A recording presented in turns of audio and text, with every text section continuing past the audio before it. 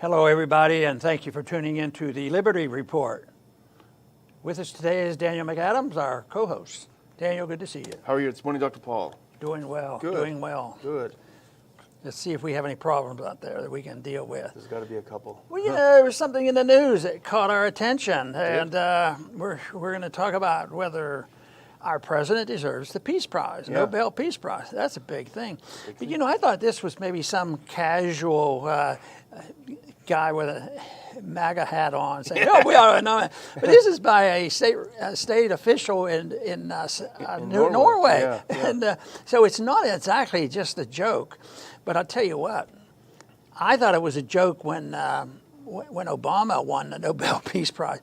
So that makes a difference. If they can give it to Obama for doing nothing and not even being in office yet, what does the Peace Prize mean? There was a time when most people assumed that somebody negotiated a real peace and they deserve the effort. Yeah. But compared to Obama, I would say Trump has done pretty well. On trying to move the world toward peace. And some days he has his ups and downs, and some days we point it out, good, and then the next day we worry a little bit about it. Yeah. But I think when you look at some of the fundamentals that, the slaughter and the killing by the Americans, the American government, our government, versus the people that have been killed in our wars, it definitely very different. So I would say that is good. But at the same time, he's done some things that is very up in the air. He got this peace treaty going. And we're not sure whether that's going to work out at all. But at least it's a design. But then you could go and say, well, what about that?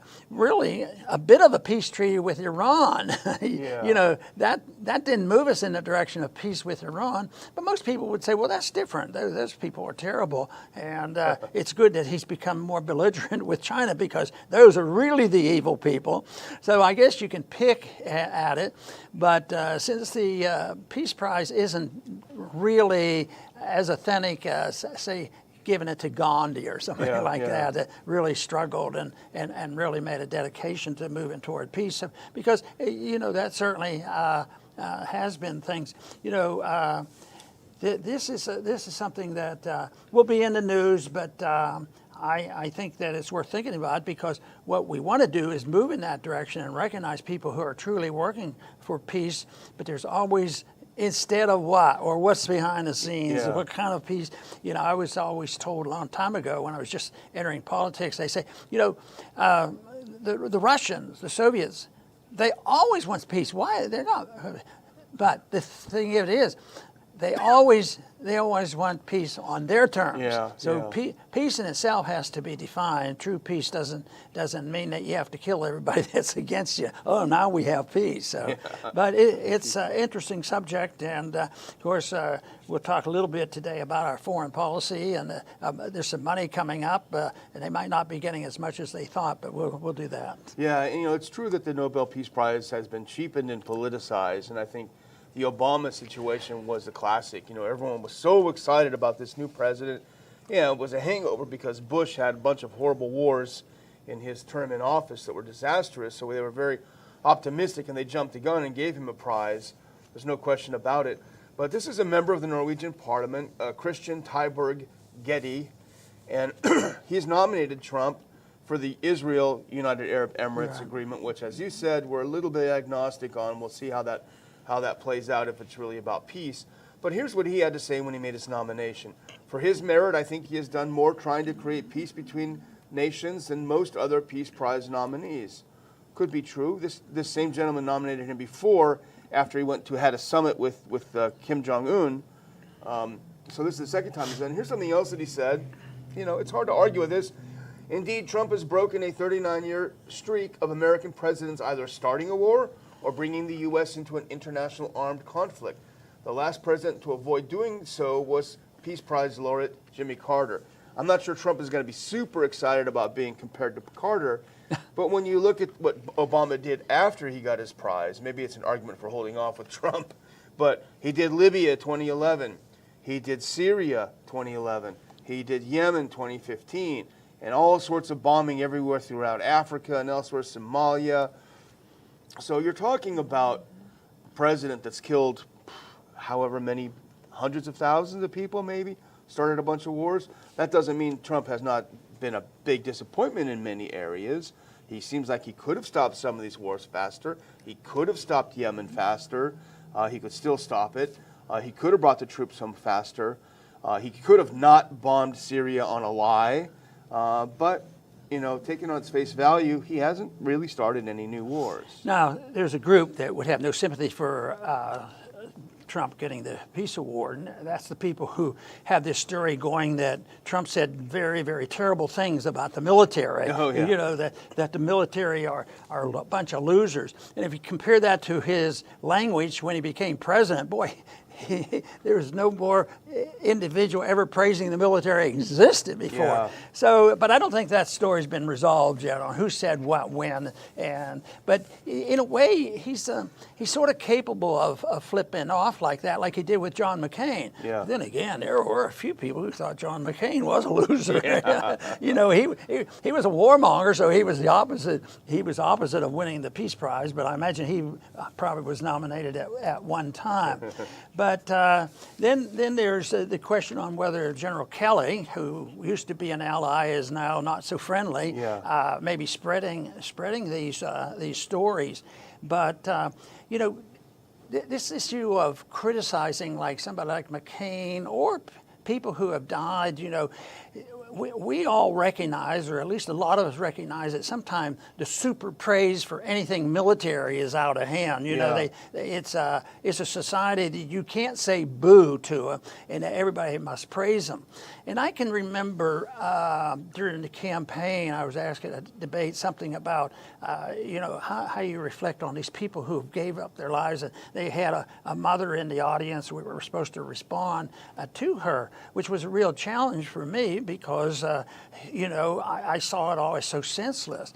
And I said, it's not a reflection on their character and whether you yielded and to go there. It was more or less a challenge to the people who were at fault. And I think the real losers are the people who give us our foreign policy and send them over there. You know, we had some people in the 60s stand up and not go to war, and everybody knows I got drafted and I went, but I wasn't proud of that war or anything else. It was just the circumstance or stuff.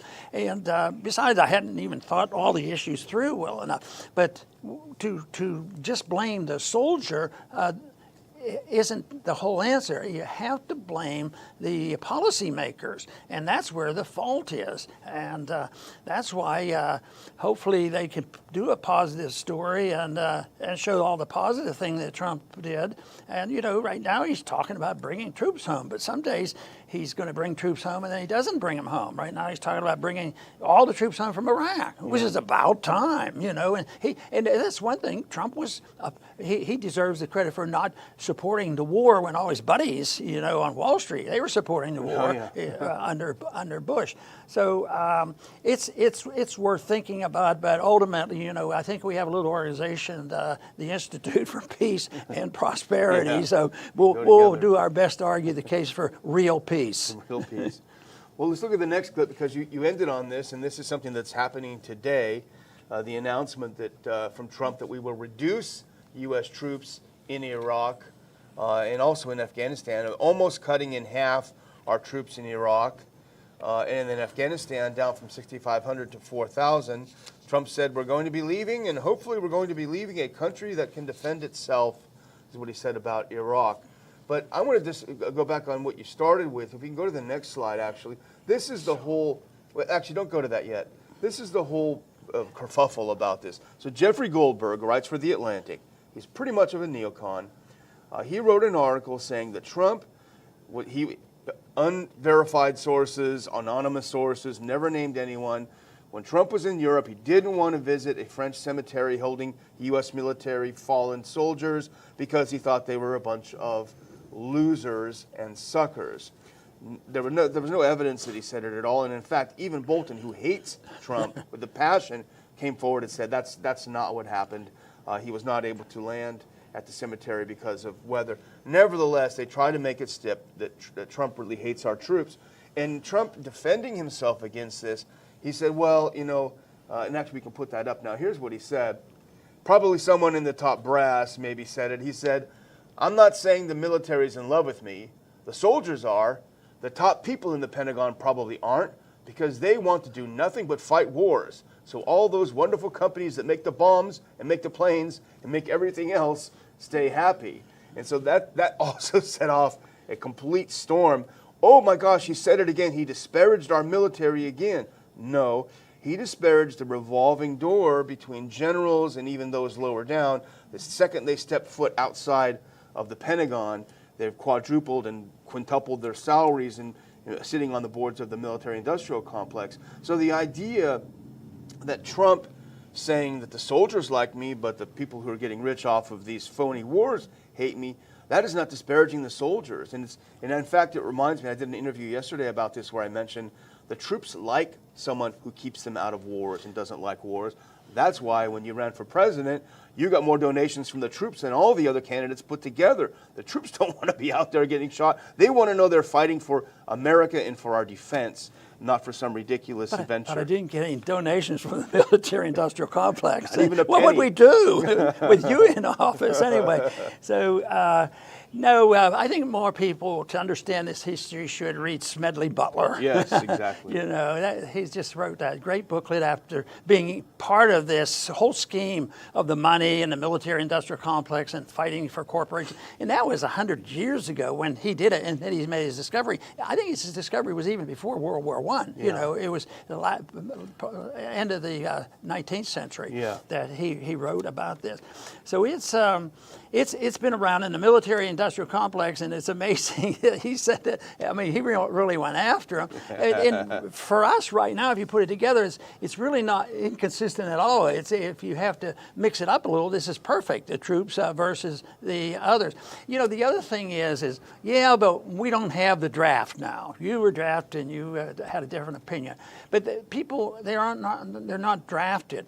But you know what? Circumstances are such that there is a lot of drafting. I remember when the escalation came after 9/11, there were a lot of single mothers that had joined the reserves, to be a weekend warrior to protect the homeland. Yeah. And then they were called up, and it really was not what they expected. They didn't, I mean, they might have known it was possible, but their image was, I need the money. Yeah. I have my child to take care of. I'm going to stay at home. I can be here and work it out. And they get shipped overseas. So this is a different type of story when people go in for a non-patriotic, in a negative sense, patriotic reasons. People don't go in there to fight these wars. That's why.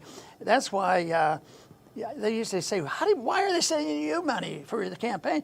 I said, well, I was in the military, and it was in the 60s, and I never said, wonder when the war's going to start. Wouldn't that be neat if we had a war going? Yeah. And I would say that 99.9%, there are the sociopaths and the psychopaths in the military. Yeah. They want war. They like that kind of stuff. But most of the people I knew never for a minute thought, well, a war would be a good idea. As a matter of fact, it'd be much better to think of the military as preventing the hostilities. But then there's the military-industrial complex. They like to blow up things. I think some of them don't necessarily want to kill people, and they're learning how to blow up things now with less casualties, which is a step, but it's still a way of draining prosperity and wealth out of a system, and somebody's being made to pay for it, and that would be our middle class. Yeah.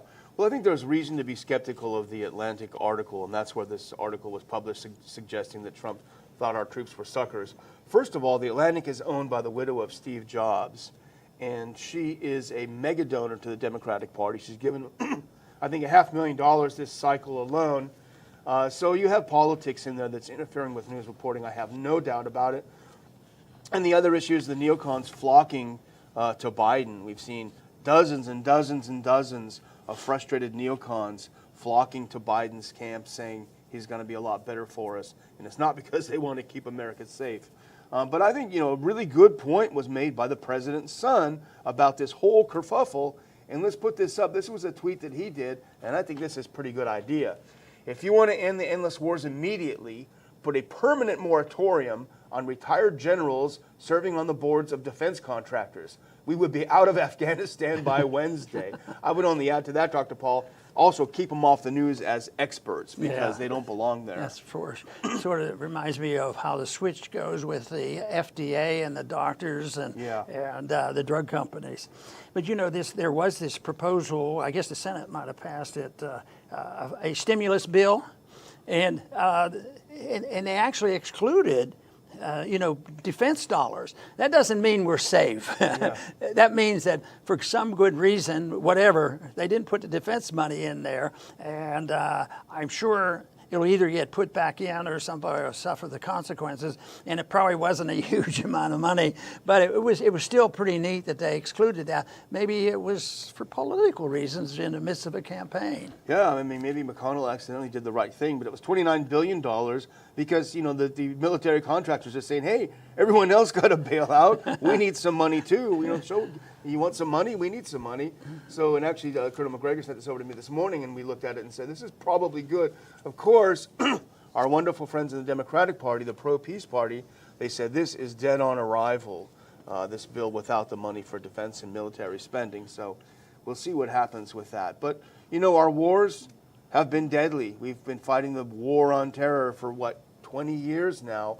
And you brought an article up this morning we talked about that shows the destruction in the wake of this totally useless war. Yeah, and they have numbered since 9/11, which things got really rolling with our interventions in the Middle East, a chance to remake the Middle East, just like we had in 1917. Oh, let's get into this war. Yeah, I hear they're going to divide up all that land in the Middle East. We better get into that. That was Wilson's position. But it is estimated now there are 37 million displaced people on our war on terrorism. Well, are you for terrorism? Aren't you against terrorism? Yeah, well, they always say you can't really define it. Terrorism is a tactic that people use. Sometimes you could say that terrorism is driving some people insane with the lockdown. They're terrorizing people and kids and everything else. But millions and millions of people are now pushed around from these wars, and we've been involved in so much of this, and Trump does at times talk about backing off, but he really, another example of I wished it could have been better is like in Syria. He wanted to get out of there, but we're still mucking around in there, and and that government is bankrupt. And what is it doing? We say, well, we don't want to help Russia. But they need Russia and their neighbors and their allies. The same way with Iran. We have that war in Iraq. What did we do? We made them allies with Iran. So it's a system that generally backfires on us. But when you look back at it, how could they have been so dumb? Yeah. There were people saying that, but nevertheless, they go ahead and start a war, and the unintended consequences and the blowback that occurs is something that gets to be argumentative. Because if somebody comes and bombs us because we had been bombing them for 10 years, that's. If you oppose that, you're unpatriotic. But to make the point that overall policy is pretty important in the way things go in the movement toward peace and the special interests, the military-industrial complex, and all of these efforts, and the wiping out of the middle class because it's all paid by debt, and that's a major source of it, and it just isn't worth it. We lose our financial position, and we lose our position in the world, and it doesn't help our defense. It hinders our national security, but nothing changes. And this is one area of interventionism. It doesn't change a whole lot. Now, we point out the difference between Obama and Trump, and I think that's good. But overall, the American people are still interventionists. Look how much support Trump gets for making China. We'll target China. Nobody likes the Chinese. We'll do that. So that's a different approach than we have here. That is, and we're talking about this new report, a 30-page report by Brown University's Costs of War Project, and we've talked about this over the years. But you're talking about the fallout from 20 years of the war on terrorism. They've found now that 37 million people, mostly civilians, have been displaced from their homes due to U.S. intervention in the Middle East primarily, but elsewhere. And they're talking about displaced from Afghanistan, Iraq, Pakistan, Yemen, Somalia, Philippines, Libya, and Syria. They said it may be as high as 58 million people have been displaced since the U.S. has gone hyper-interventionist in the Middle East, fighting the so-called war on terror. You know, it's kind of funny, when we were sitting in your office earlier and we discussing this a little bit, you said something that really struck a blow. It really struck me. You said, how many people have to be punished for 9/11? Yeah. You know, and that was a pretty profound statement. And for how long? For how long? 58 million people who had nothing to do with it have had their lives destroyed, literally, figuratively, in every way. Unfortunately, if we're real honest with ourselves and look at history, a lot of history is made up of exactly that problem. But I still don't think that we should give up on the idea of trying to live peacefully, because a lot of people have. At least within the borders of the United States, in my lifetime, basically things have been pretty peaceful. And there is a goal there that can be achieved, but it also seems to be human nature. And of course, I think pointing out the differences between collectivism and individualism makes all the difference in the world. Who's responsible, and what do rights mean, and do rights come from government? Because unless that's understood, it'll all be the same. It'll be power is the might. Whoever's the most powerful becomes the dictator. Yeah, that's true. Well, I was going to shift gears here. I wanted to talk a little bit about Sweden or something. Go ahead. Yeah, because I have a related one. So okay. No, there was a comment today.